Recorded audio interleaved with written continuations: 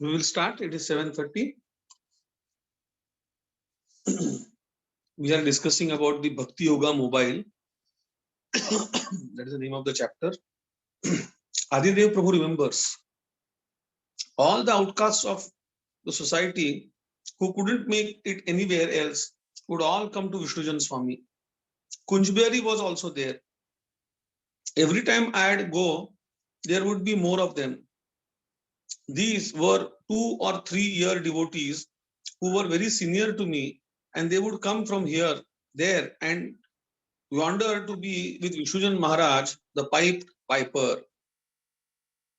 They kept the bus parked outside the base, and we'd all go out during the day to chant and dance in front of the Alamo or go across the street to distribute books.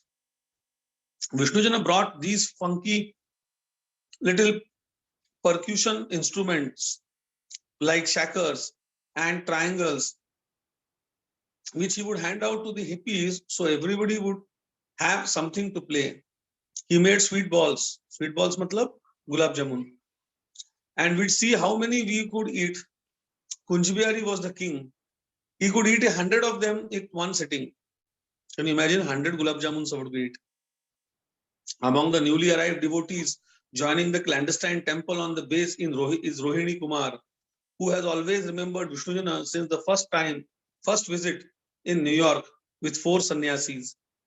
He is on his way to Mexico City, but decides to spend some time with Vishnujana Maharaj before leaving to join the first temple in Latin America.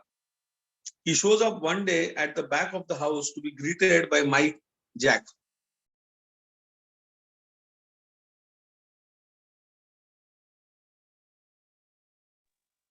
Rohini Kumar Prabhu remembers. He made a medic. He was a medic in the army and very broad-minded and kind-hearted person actually. Being a medic, you have to have a little of that anyway. But he wasn't one of those heavy-duty Mormons himself. His wife was a Korean Buddhist. So he was more lenient and appreciated the teachings of Krishna consciousness. He was a big guy and his wife was this little Korean Buddhist lady. She wasn't vegetarian and I don't think he was either. But they would always eat prasadam with us. Once in a while, they would eat non-vegetarian items. So they'd eat in their bedroom in order not to offend us. I remember every morning when we got up, the laundry would be clean. I could never figure out who was doing it. There was Vishnujana, Vijayhari, Kunjbehari, myself, and Chandrasekhar. 5 of us in all. We put our clothes in the dirty laundry, and some of our clothes were always washed the next morning. I used to think that Vijayhari was doing the laundry, but he was so grumpy. I never saw any of the brahmacharis doing laundry. I wasn't doing it. One night I woke up and I saw Vishnujana wasn't in his spot sleeping. I thought, what? Then I heard the washing machine going. So I got up and snuck around. And there was Vishnujana doing all the brahmacharis' laundry. I was shocked and went back to my sleeping bag, totally embarrassed. He would go around at night while we were asleep and take all our dirty laundry and wash it in the middle of the night. He'd stay up all night chanting, so then he would do everybody's laundry. I couldn't figure out when he slept. I started wondering, does he ever sleep? I started waking up at odd hours of the night and I could hardly find a time when he was asleep. It seemed like he would never sleep at night. An hour of the night, I would wake up to go check on him and he'd be up reading or doing our laundry or chanting japa. He never slept during the day and at night he would lie down with us and it looked like he would go to sleep. But if he would wake up an hour later, he'd be up again. Then he would wake up an hour later and he'll still be up. I could never catch him sleeping. I'm a light sleeper, so I would wake up a lot. And I realized I was trying to catch him sleeping at night. What is this guy doing? How does he do it? If I didn't sleep at night, I would be tired during the day, especially since we were at the Alamo chanting all day. He was really into chanting. You could see it in his eyes, his consciousness when he chanted Japa. Later, one rainy afternoon, Vishnujana gets a phone call from the landlady of the fourplex. Two letters have arrived for him from India. Maharaj has been expecting a reply to a letter he had written his cousin Revati Nandan Swami, who has now also accepted sannyas in India, to reveal his mind about New Vrindavan incident and to finally let go of the anger he has harbored since they were children. But who is the second? But who is the second letter from? Vishnujana jumps in his bus and drives over to collect his precious letters. Both are from Prabhupada. Tearing open the first little blue aerogram, he is surprised with by its contents. What are the contents? My dear Vishnujan Maharaj, please accept my blessings. I understand from Kirtanananda Maharaj that there is a nice scheme for traveling Sankirtan party. So I think that your joining them will be super excellent scheme. And I give my full-hearted sanction for your joining the party if you like. It was only a few weeks back that Kirtanananda Maharaj had called from Atlanta, inviting him to join a traveling road show program with a bus transformed into a temple. Vishnujana smiles and remembers, I have my own bus, but that's a traveling temple. I'm already doing that program. But we have Radha Krishna deities, Kirtananda had replied, and they are goddess. Vishnujana remembers how his ears were perked up at the mention of Radha and Krishna traveling on Kirtanananda's bus. Now Prabhupada has sanctioned his joining the program. Musing his way in this way, Maharaj tears open the second aerogram. This letter, written the same day, is very thought-provoking. Probably this is from Prabhupada only. It is very encouraging for me to hear that my sannyasis are traveling and preaching. Regarding keeping our temples clean, this is essential. Unless we can maintain the temples we presently have super excellently clean, you should not open new centers. Two men may remain at the temple and clean thoroughly every day, and the rest should go to the streets for Sankirtan. For spiritual life, chanting Hare Krishna is sufficient. But because we are habituated to unclean habits, we must have temple worship. Sankirtan will keep everyone's mind clean, and surely this quarreling will cease. The best thing would be if you could combine the road show with visits to cities that have existing temples. In this way, you could enliven the devotees tremendously. We must keep our existing centers strong. This will be the greatest preaching program if you can travel and distribute literature. I have experience in Sydney. When I spoke at the university, the students bought my literature. Enclosed are sacred threads for Sri Galim Das and Vijahari. That is the Janev. Vishnujana Maharaj is taken by surprise.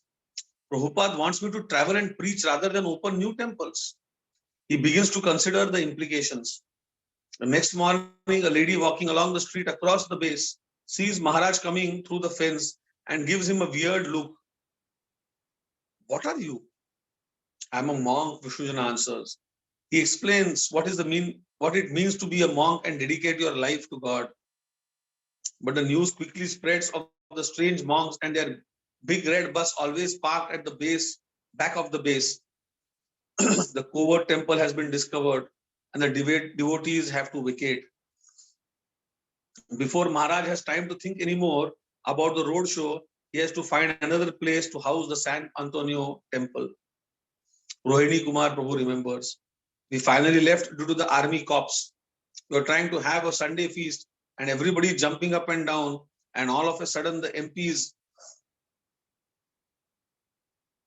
are coming by. Everyone would hit the floor and turn out the lights until the jeeps would go by. We were a clandestine Hare Krishna temple. It was legitimate to have a guest stay in your house, but we were more than guest. He couldn't have a temple in his house. with public meetings and all that. It was illegal. So we were always ducking during the program, hitting the floor and turning out the lights. It was uncomfortable. The other problem was the medic himself was a Mormon. Everybody who came was Mormon. They were really interested, but they never joined. So we thought it was a handicap for us being there in the Mormon connection. We wanted to reach other people. So we moved out. A couple of years later, I was back in San Antonio, and I went by to see the house. Although nobody was home, I looked in the window. All our posters and everything we had set up before were still in the house. My little altar was still there. I was really surprised because it was almost 3 years later.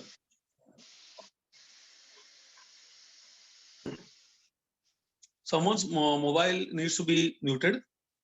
San Antonio, December 1971. The devotees shipped the temple to an old Quaker house on 2001 North Floor Street. Across the street from a park, the house is huge but completely dilapidated and desperately in need of a few coats of paint. Inside, there is a large 2-story living room with wallpaper and paint from the ceiling literally peeling off in spirals. After a good cleaning, the place is still horrendous, but there is neither manpower nor money to scrape the walls and repaint the whole house. Instead, Vishnujan Swami has an idea to turn it into something wonderful. Rohini Kumar Prabhu remembers. Somehow, he got hold of a parachute. It was a bright orange color. When we moved in, we didn't really have anything to decorate the place with. So after a couple of days, all of a sudden, Vishnujana came home with a big parachute. He put it up in the living room pretty much by himself. I couldn't believe it when I walked in from the back, and suddenly it was some sheikh's tent in the Sahara Desert. It was so far out, it was really kind of nifty. The new temple soon attracts the attention of the neighborhood people. Among the newcomers who come around are 2 young teenagers, Bhaktin Kuki and her younger sister. They like the temple and want to try it out. Immediately they join in helping the others assist Vishnujan in the preaching mission. Vishnujana always attracts all sorts of initiated devotees, and among them are the lazies and the crazies of the society. Nobody else can engage them in the temples, but Vishnujana can do something wonderful with them. So he always ends up with some ragamuffin devotees because he is the one who has the patience and compassion to work with them. The temple begins to fill up, and one afternoon Nanda Kishore and Janva show up at the Quaker house. They stay in Mexico, curtailed by a letter from Prabhupada requesting them to return to San Antonio. Janva Devidasi Mataji remembers. Vishnujana got a gigantic orange parachute and tacked it to the whole inside of the room. There were no windows, and you came in this into the monstrosity through a door. You were inside a parachute on for floor, parachute for ceiling, and parachute for wall. If I remember correctly, we were fighting that parachute on the floor. It was a gigantic monstrosity. At one far end, he had his picture of Panchatattva and Srila Prabhupada. It was a little hard for me, but he had so much enthusiasm, and knowing what he had to work with, I had to give all power to him. Although not appreciated by everybody, the huge parachute hanging from the ceiling creates a unique mood and distracts from the ugliness of the worn-out old house. Gradually, Maharaj gets more parachutes and hangs them up in every room of the house, creating an unusual effect. Adidev Prabhu remembers. The Quaker house was a mess, so they cleaned it up, painted the floors, and hung parachutes. People would come in there and be amazed. It was like the Arabian Nights. All these tents in different rooms. Every room had a different colored floor. which reflected onto the parachutes, which were gauzy white and gave a glow of various hues. It was beautiful. They had a rip roaring program going on. I remember going there on various occasions, and they had a big feast, and lots of people were coming, including one Bhaktin cookie, a real slick chick, a real foxy girl. She was the fall down of many of brahmacharis. She was too much. While Vijahari goes out selling spiritual sky incense products during the day, Maharaj still likes to do the high school programs, but he also does college engagements whenever possible. He has his long outline on Varnashrama Dharma, and he can lecture on the subject for 2 hours straight, practically with his eyes closed, to only 4 or 5 people sometimes. Whether there is one person or 1,000 persons, Vishnujana is always ready to preach, and he is a brilliant lecturer. Sometimes he will bring a tape recorder along to record his talks so he can hear how he is presenting the subject matter. Chandrasekhar Prabhu remembers. I was sitting there listening to him play this lecture again. He was listening to it very intently. And as soon as it ended, he pressed the stop button and went bliss. He loved hearing that lecture. I realized what was going on, that he was hearing Prabhupada speak through him. On Sundays, after the feast is cooked, Vishnujana sends out Chandrasekhar to invite everybody in the neighborhood. Lots of people come. Right across the street is a big park where Maharaj holds the program. He likes to sit and chant on the grass while devotees serve out the Sunday feast. Neighborhood is mostly Hispanic, and they just love Vishnujana. They come in droves with their families and sit around listening to him chant as if he was the savior. Among the guests are Mike Jack and family who come every Sunday. Vijay is still bringing back big donations of bhog, including sour cream, yogurt, and whipped cream, along with sacks of vegetables such as cabbage and potatoes. Although the temple is poor, Krishna supplies many tubs of dairy products that the grocery chain can no longer sell. Sometimes a little mold might be on top, but after scraping the mold off, devotees serve it for breakfast. When Vishnujana Maharaj sees the brahmacharis getting into more arguments, sometimes even using 4-letter words, he cuts back on the program. I don't want my brahmacharis to turn into cream puffs. No more whipped cream or sour cream allowed for breakfast. Therefore, at the Sunday feast, there is a big bin full of dairy items that devotees pass out to the guests. Here, please take it home. Vijayhari Prabhu remembers. Vishnujana used to make sweet rice by continuously stirring it. We would take turns stirring while the other read Krishna book. He would serve the sweet rice with fresh diced strawberries and puris. Vishnujana Maharaj told me he learned how to cook sabji from Gargamuni. A Sunday did not go by without malpuas. We would take the feast in the park and serve malpuas. Whatever malpuas were left over, we would eat the rest of the week. He was always feeding me prasadam. On all his programs, he distributed prasadam. That's what Srila Prabhupada instructed, and that's what he followed. In San Antonio, I became aware of Vishnujana's special abilities. We were in the kitchen once, and he said, some guests are coming. They'll be at the door at any minute. Sure enough, the doorbell rang. Another time, I was speaking to him about scriptures, and a very sober feeling came over me. Everything just began to flow. Later, he said he saw a white light come straight down on my top of me. I knew he could see auras. Sometimes we had discussions about Kundalini, chakras, and mystic powers, but he said these powers can hinder you. A Krishna conscious person is just dedicated to the practice of devotional service, following regulative principles. He doesn't have to endeavor separately. These things come automatically. At this point, Vishnujana is inspired to put his Varnashrama Dharma project into practice. Since the temple is located in a lower class neighborhood, Maharaj wants to try it out on this level first. To apply the principle, he initiates a unique program, the Block Party Festival. In San Antonio, you can get permission from the city to close off a city block, giving you the whole street for your festival. All you need is to support of enough people on the block. Then the city will sanction the event and come on the scheduled day to close off the street. Maharaj prints up a flyer and has the devotees go around pamphleting the streets and knocking on doors with the invitations. We are going to have a free festival on Sunday, a big party with entertainment and a free feast. So we would like to have your support. It will be really nice.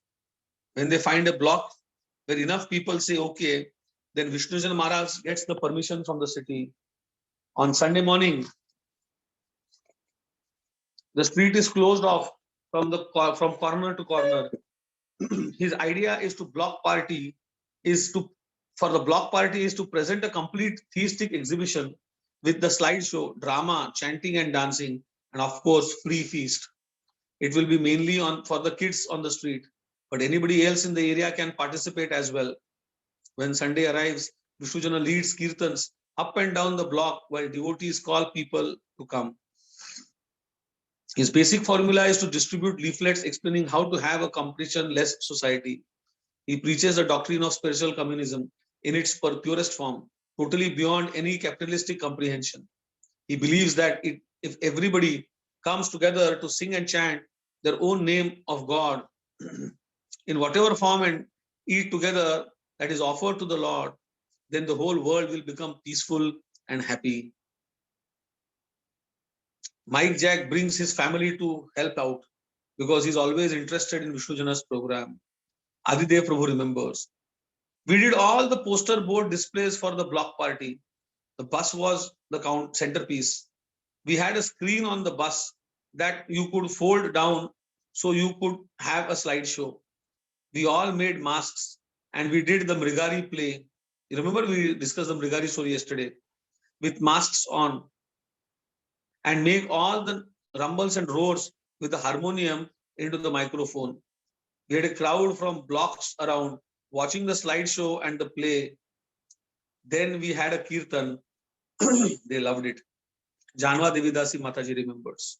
We took a huge sheet and he had me use oil crayons and I made a gigantic Sankirtan party with Lord Chaitanya and Lord Nityananda.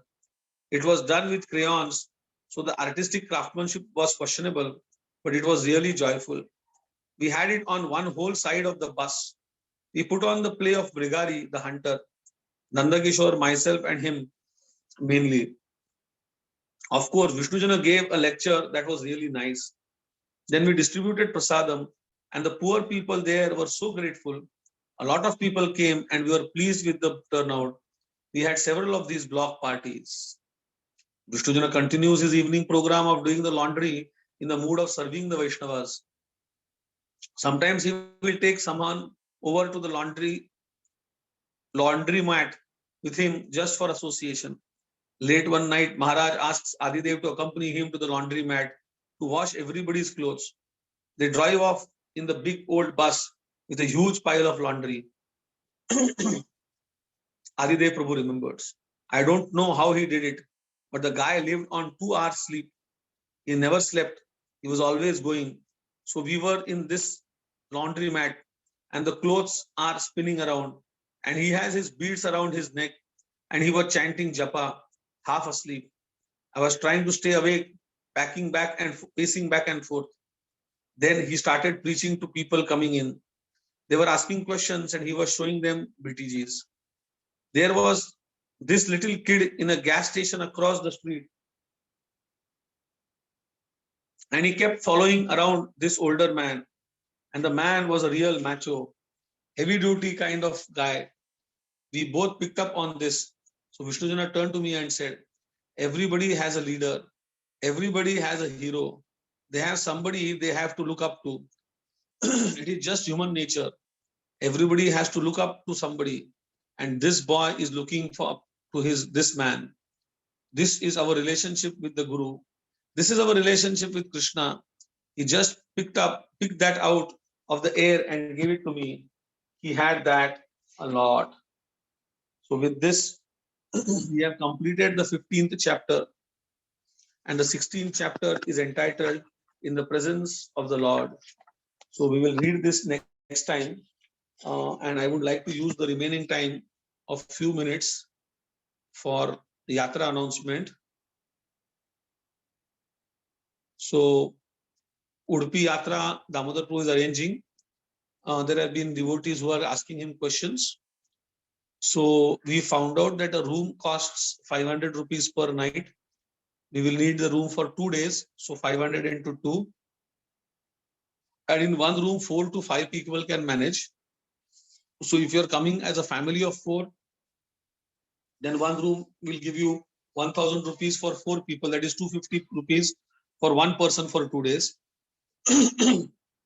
And then the traveling charges, whatever will be there for the petrol, will be shared. And the food, when we stay in Pajak Kshetra, we have to pay for the prasad there. They charge something like 50 rupees for breakfast and 150 rupees for lunch. And the lunch is superb. And when we go to Udupi main temple, there the prasad is free morning and evening. So there we may have to pay only for the breakfast. So you could arrange, count, say around 700 to 1000 rupees per person for staying and food. And traveling, because of COVID and other restrictions, we are planning to go by car. So those of you who have car can come in your car, and those who can't arrange for a car could accommodate in others' cars, right? So suppose if I have a car and so 3 people more or 4 people more can come in my car. Then Damodar Prabhu's car someone can go, someone's car you can share, and whatever the expenses of petrol are there for that car, that all the people who go in that car should share it for going and coming back. So that is in short about the Yatra. So if anything further is there, you can contact Damodar Naik Prabhu and Damodar Parshekar Prabhu for it. So thank you very much to all of you. We will meet Monday and continue reading this book, and then we'll continue. So thank you very much to all of you. Please spend the weekend in remembering Krishna, in chanting nicely, in calling devotees, asking devotees about their welfare, and not wasting it in, like the other people do.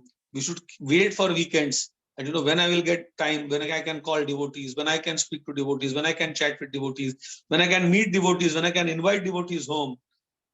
Of course, keeping in mind that COVID is not in a very good mood now, but otherwise. And then reading, hearing, chanting, associating, we should do that, all of us, right?